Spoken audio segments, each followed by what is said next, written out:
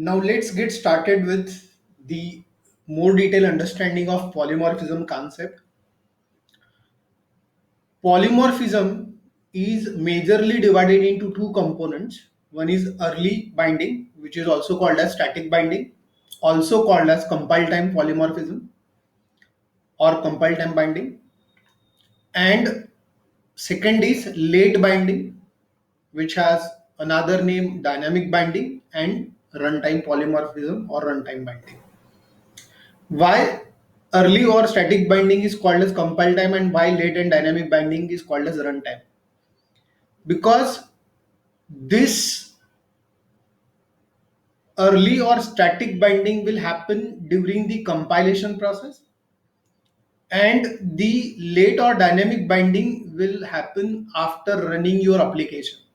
So that's why the component which will be decided at the time of compilation only comes under the category of compile time polymorphism, and those component which be decided after running your application comes under runtime polymorphism.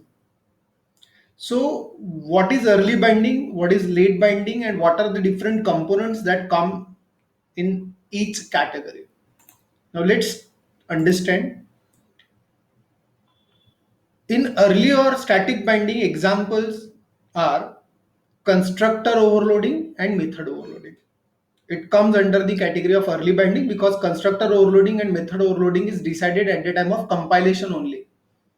Whereas the late binding has virtual component, virtual method within the base class and override method within the derived class.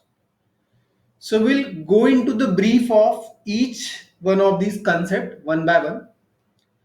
Apart from this, there is one more concept available in C#.NET for polymorphism called as ad hoc polymorphism. The ad hoc polymorphism technically comes under the compile time polymorphism, but some blocks mention it as a separate ad hoc polymorphism. So let's discuss that part as well.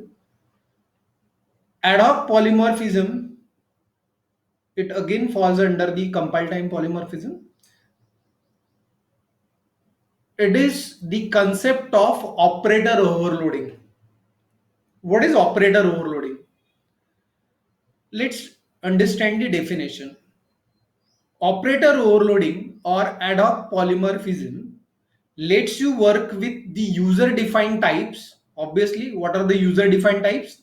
We have just created the complex class. There is no data type called as complex which can handle the real and imaginary numbers, but we have created a class complex which manages the real and imaginary numbers of complex. So that's why it is called as user defined types. So it lets you work with the user defined types such as complex class much the same way you work with the fundamental data types like integer. Say for example, by using the plus sign, you can add two integer numbers. Similarly, to add two complex number, plus can be overloaded. So if you want to perform the addition of two complex number, obviously you cannot. You cannot add two objects C1 and C2. C1 plus C2 cannot be done.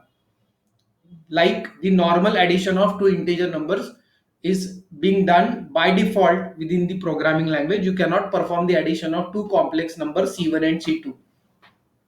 So this can be achieved using the concept in polymorphism called as operator overloading, and it is also called as ad hoc polymorphism, and it comes under the category of compile time polymorphism. So now we'll see each one of these in detail in our upcoming sessions. Stay tuned.